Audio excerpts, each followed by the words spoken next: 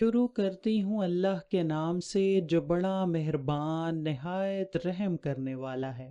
پیارے نبی حضرت محمد صلی اللہ علیہ وآلہ وسلم کی لاڈلی بیٹی بی بی سیدہ فاطمہ سلام اللہ علیہا سے مروی ہے کہ میں اپنے بابا جان کے پاس بیٹھی ہوئی تھی کہ کسی نے دروازے پر کھڑے ہو کر سلام کیا اور پھر آواز دے کر کمرے میں آنے کی اجازت طلب کی۔ میں نے دروازے پر دستک دینے والے کو کہا کہ خدا تمہیں بیمار پرسی کی جزائے خیر دے، میرے بابا محمد بہت ہی بیمار ہیں، ان کو آرام کرنے دو۔ دروازے پر دستک دینے والے نے پھر سے کہا کہ مجھے اندر آنے کی اجازت دیں۔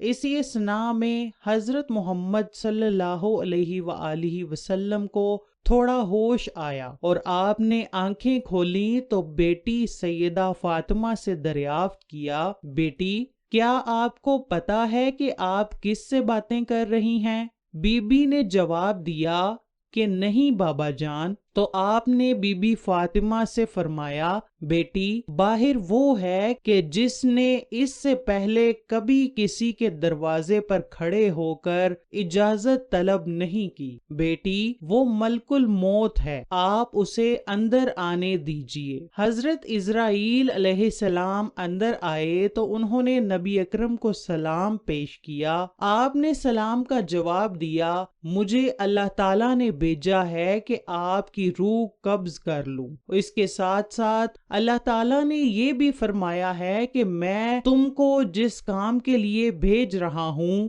روح قبض کرنے سے پہلے نبی اکرم سے اجازت طلب کر لینا۔ فرشتے نے نبی اکرم سے اجازت طلب کرتے ہوئے فرمایا کہ میں نے آج تک کسی کی روح قبض کرنے کے لیے کسی سے اجازت طلب نہیں کی، یہ پہلی اور آخری بار ہو رہا ہے کہ میں کسی کی روح قبض کرتے ہوئے اجازت طلب کر رہا ہوں۔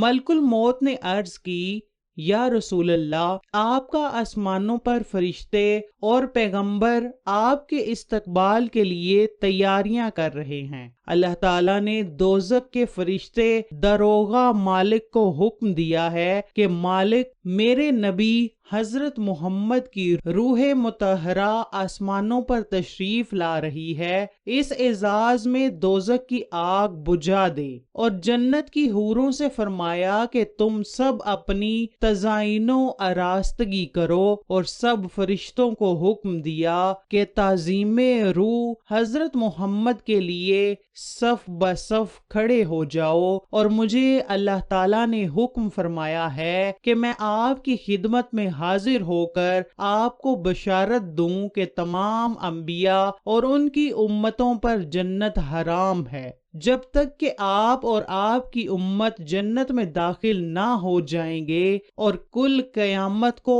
اللہ آپ کی امت پر آپ پر اس قدر بخشش و مغفرت کی بارش فرمائے گا کہ آپ راضی ہو جائیں گے۔ وفات کے وقت آپ صلی اللہ علیہ وآلہ وسلم نے ملک الموت سے فرمایا کہ اے اللہ تعالیٰ کے بھیجے گئے فرشتے، تم اپنا کام جاری رکھو، میں اپنے رب کے پاس جانا ہی پسند کرتا ہوں، اب تم جس کام کے لیے آئے ہو وہ کام کرو۔ ملک الموت نے عرض کیا کہ مجھے حکم ہے کہ اگر حضور کی مرضی ہو تب روح مبارک قبض کرنا۔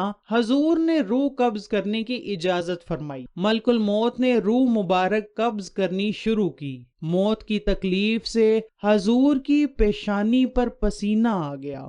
سکرات کی تکلیف شروع ہوئی تو فرمایا، اے اللہ، موت کی بڑی سخت تکلیف ہے۔ مٹی کے پیالے میں پانی بھر کر رکھوایا۔ آپ صلی اللہ علیہ وآلہ وسلم بار بار پانی میں ہاتھ ڈالتے اور وہ ہاتھ اپنے منہ پر پھیرتے اور فرماتے، اے اللہ مجھے اپنے پاس بلا لے۔ حضرت سیدنا فاطمہ سلام اللہ علیہا نے کہا، یا رسول اللہ، آج آپ کو بہت تکلیف ہے۔ فرمایا، اے فاطمہ آج کے سوا پھر کبھی تیرے باپ کو کچھ تکلیف نہ ہوگی۔ اے فاطمہ جب میرا انتقال ہو جائے تو تم انا للہ و انا الیہ راجعون کہنا۔ اے ملک الموت اپنا کام پورا کر۔ پھر آپ کو نزا کی تکلیف ہوئی۔ حضرت جبرائیل نے حضور کی طرف سے اپنا منہ پھیر لیا۔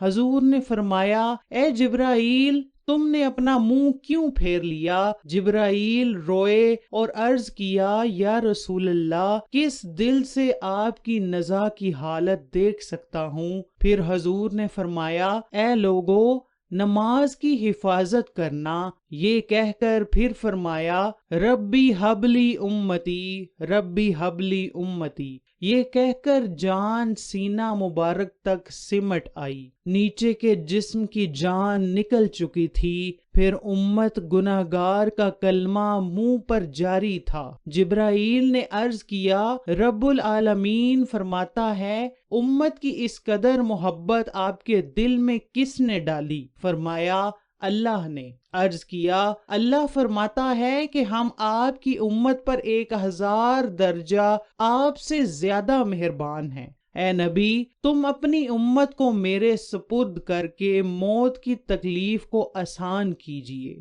یہ سن کر فرمایا اب میرا دل ٹھنڈا ہوا۔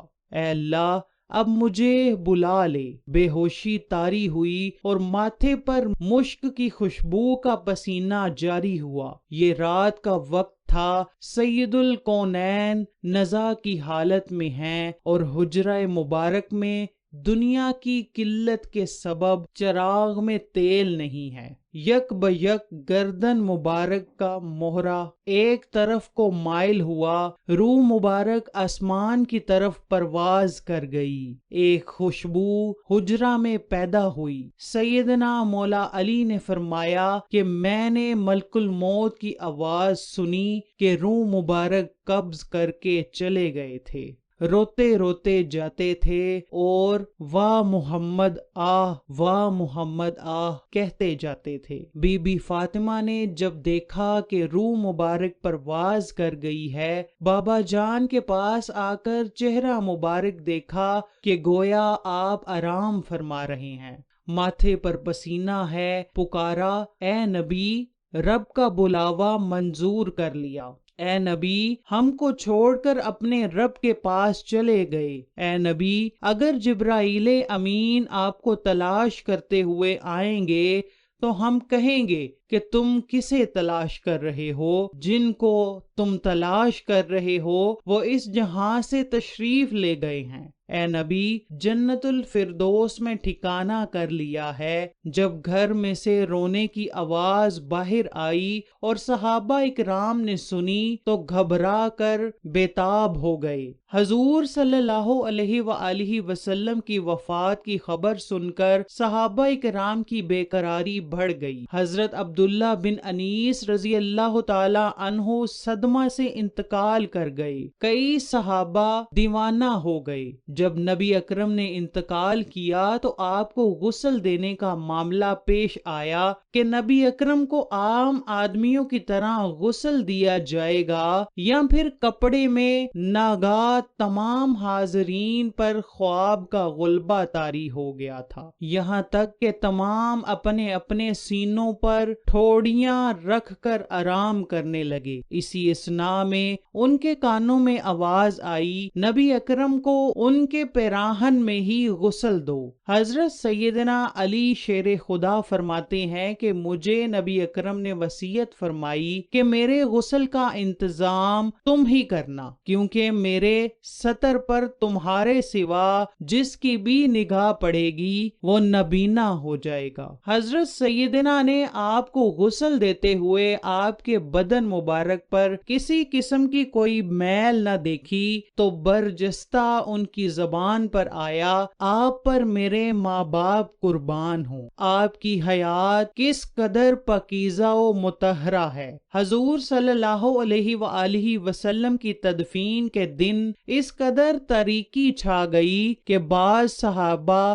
بعض کو دیکھنے نہ پائے۔ اگر اپنی ہتھیلی کھولتے تو کچھ نظر نہ آتا۔ یہ طریقی نبی اکرم کی تدفین تک چھائی رہی۔ جب حضور اکرم کی وفات کی خبر آپ کے مؤذن عبداللہ بن زید انصاری نے سنی تو اس قدر غمزدہ ہوئے کہ نابینا ہونے کی دعا مانگنے لگے۔ چونکہ میرے آقا کے بغیر یہ دنیا میرے لیے قابل زیست نہیں رہی، آپ اسی وقت نابینا ہو گئے۔ لوگوں نے کہا کہ تم نے یہ دعا کیوں مانگی؟ فرمایا، لذت نگاہ تو آنکھوں میں ہے، مگر حضور کے بعد اب میری آنکھیں کسی کے دیدار کا ذوق ہی نہیں رکھتی۔ حضرت علی فرماتے ہیں کہ جب ہم آپ کو دفن کر رہے تھے تو ایک اعرابی آ کر حضور اکرم کی تربت انور پر لیٹ گیا اور کہتا ہے، یا نبی، آپ نے حکم دیا اور ہم نے سنا،